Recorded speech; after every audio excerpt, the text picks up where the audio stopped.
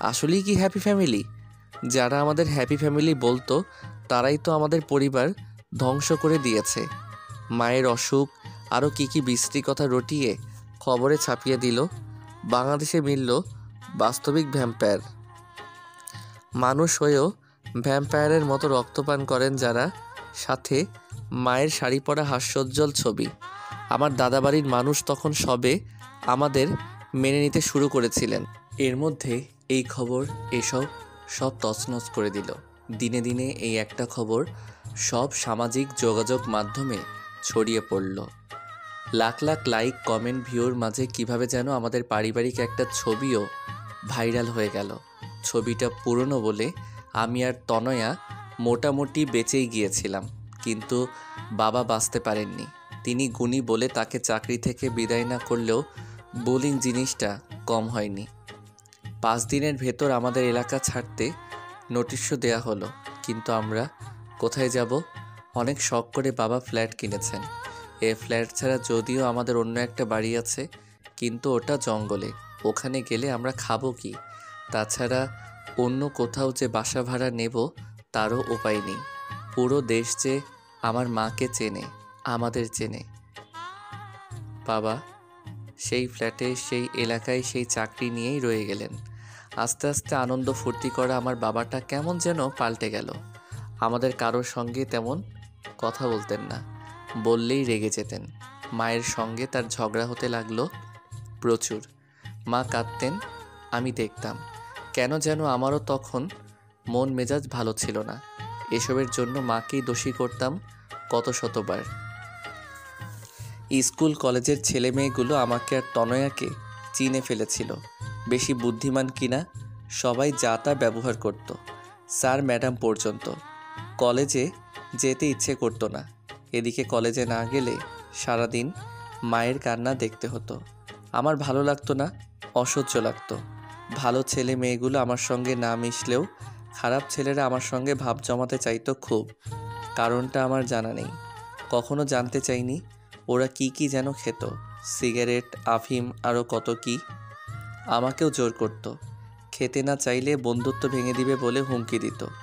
আমার তখন কথা বলার কোনো মানুষ ছিল না। ওদের সাথে কথা বললে আমার একটু হালকা লাগতো। বন্ধুত্ব নষ্ট হওয়ার ভয়েই আমি ওগুলো খেয়েছিলাম। ভেবেছিলাম আর কেউ না থাকলেও ওরা আমার সঙ্গে সবসময় থাকবে। কি আমি মাদকাসক্ত হয়ে পড়লাম। ড্রাগস ছাড়া আমার চলতো না। সারাদিন বাসায় শুয়ে বসে সিগারেট ফুঁকতাম, ড্রাগস নিতাম। বাহিরে গেলেও তাই। এসবের মাঝে আমার যে একটা বোন আছে, আমি সেটা প্রায় ভুলেই গিয়েছিলাম। বাবা তো সেই কবেই আমাদের দায়িত্ব নেওয়া ভুলে গেছেন। বোনটা আমার সারাদিন একা একা থাকতো। বাসা থেকে কলেজ, আবার কলেজ থেকে বাসা। ওর তো কোনো দোষ ছিল না, সব দোষ আমার মায়ের, আমার বাবার। তাহলে ওকে কেন শাস্তি পেতে হলো? নিষ্পাপ মেয়েটা কেন শাস্তি পেল? আমার বোন তনয়া, সিন্ড্রেলা, সুখনীল আমার কারণে আমার বন্ধুদের হাতে ধর্ষিত হয়েছিল। আমার অসুস্থতার কথা বলে কলেজ থেকে আসার পথে উঠিয়ে নিয়ে গিয়েছিল আমার বোনকে। 2 দিন আমার বোন বাসায় ফিরেনি।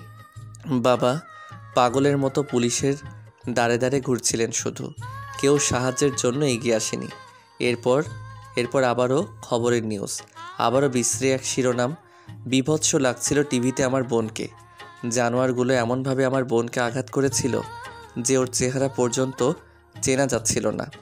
বোন আমার তখন আধা পাগল, আমি সারাক্ষণ নেশায় বুট। বাবার ঝগড়া করাটা যেন 1000 গুণ বেড়ে গেলে এত বাড়ল যে একদিন ঝগড়ার মাঝে রাগের মাথায় মাকে ধাক্কা দিয়ে বসলেন তিনি। বোধ হয় একটু বেশি জোরেই। দুর্বল মা আমার ধাক্কা সামলাতে পারলেন না, কাচের টেবিলের উপর পড়ে গেলেন। কাচ বিঁধল মায়ের গলায়, শরীরে, মাথায়। মরে গেছে জেনেও বাবা ছুটলেন হসপিটালে। বেপরোয়াভাবে গাড়ি চালাচ্ছিলেন। আমি তো তখনও নেশায় বুঝছিলাম। যতটুকু শুনেছি, রং রোডে গাড়ি চালানোতে অ্যাক্সিডেন্ট হয়েছে, বলা হয়নি। তনয়া তখন 6 মাসের প্রেগনেন্ট। ঝগড়া করে বাবা যখন আমার মাকে মেরে ফেলল, ও আমাকে ডাকতে এসেছিল। আমি নিজের মাঝে ছিলাম না, ঘুমাচ্ছিলাম। ওর ডাকে উঠিনি। বাবার অ্যাক্সিডেন্টের খবর শুনে ও যখন আবারও আমাকে ডাকতে এলো, আমি তখনও ঘুমাচ্ছিলাম। এরপর যখন চোখের পাতা মেলি, অঘোষিত উৎফুল্ল তন্দ্রাঘোর যখন কাটে, ততক্ষণে সব শেষ হয়ে গেছে। আমি হারিয়ে ফেলেছি আমার জীবনের মূল্যবান দুটি মানুষ।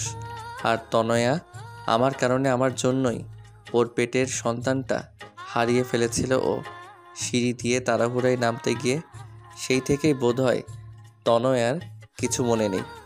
বাচ্চাদের মতো আচরণ করে, ঠিক ছোটবেলার আমার সেই ছোট্ট পুতুলটার মতো। মাঝে মাঝে বলে ওর নাকি বিয়ে হয়েছিল, বাচ্চা ছিল।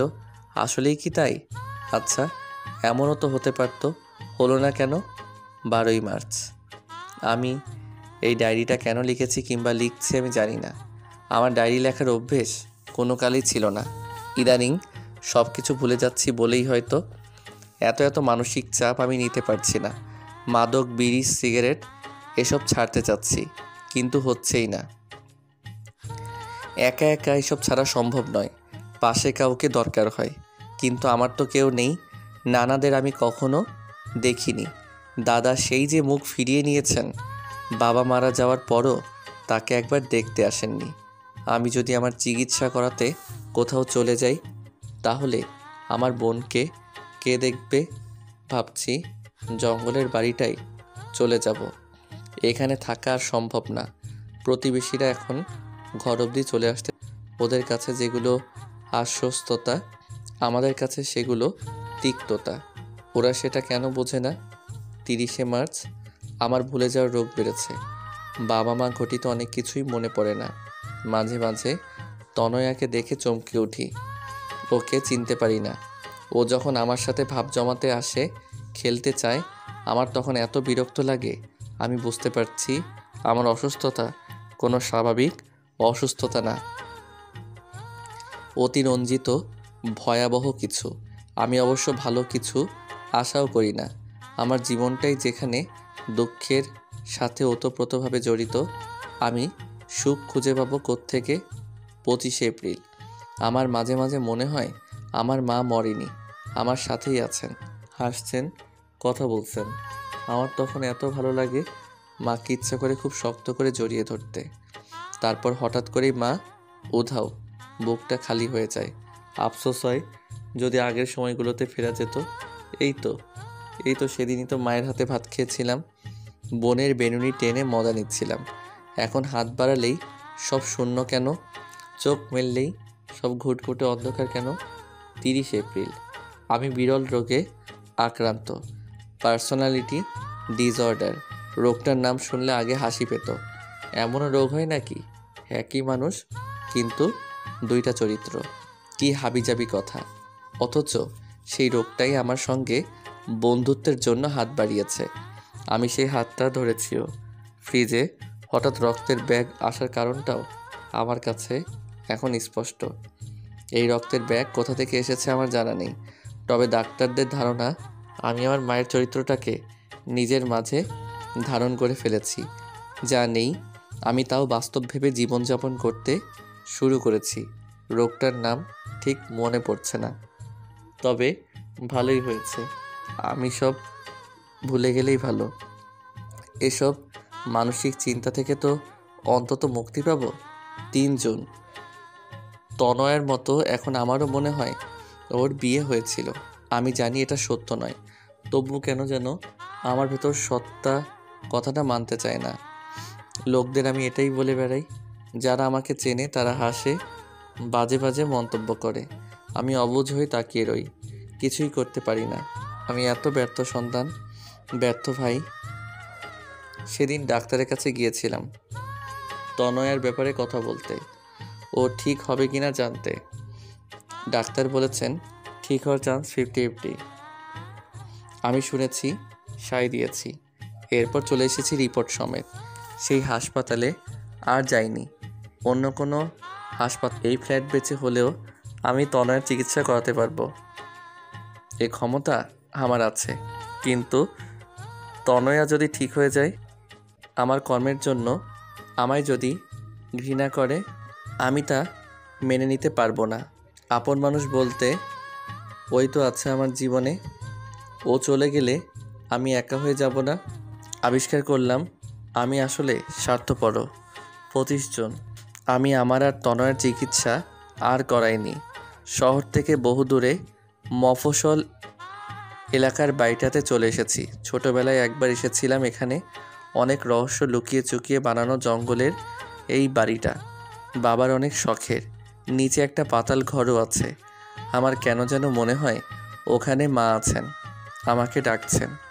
আমি সেখানে লুকিয়ে রেখেছি তাকে, লোকচক্ষুর আড়ালে, যেন আবারও সেই কালো অতীতটা ফিরে না আসে। লোকে যেন মায়ের ব্যাপারে জেনে না যায়। আশেপাশের মানুষদের কত কী যে বানিয়ে বানিয়ে বলি, ওরা বোকার মতো বিশ্বাস করে। আমাদের চেনে না বলেই হয়তো। কিন্তু এই মিথ্যেগুলো আজকাল সত্য মনে হয়। সত্য মিথ্যার পার্থক্যটা আমি ঠিক ধরতে পারছি না, কোনটা সত্য। আমার মা বেঁচে নেই নাকি আমার মা আছেন ওই পাতাল ঘরটাই? 16 জুলাই। ডায়েরির বাকি পাতাগুলো খালি। শেষের এক পৃষ্ঠার মধ্যখানে অবশ্য ছোট করে লেখা, এ ডায়েরিটা পুড়িয়ে ফেলতে হবে। তৃষ্টান হয়তো এটার কথা ভুলেই গিয়েছিল, হয়তো এই জন্যই পুড়িয়ে ফেলাও হয়ে ওঠেনি। অটবির জট পাকানো প্রশ্নগুলোর ঘুরপাক থেমে গেল। সব এবার স্পষ্ট হতে লাগলো যেন একটু একটু করে। পাতাল ঘরে আসলে কখনোই কেউ ছিল না, ওসব তৃষ্টানের কাল্পনিকতা। তৃষ্টান যখন নিজের সত্তায় থাকে তখন তার মস্তিষ্ক তাকে এ বলে দাবিয়ে রাখে ওখানে তার মা আছে। সে তাকে সেখানে আটকে রেখেছে।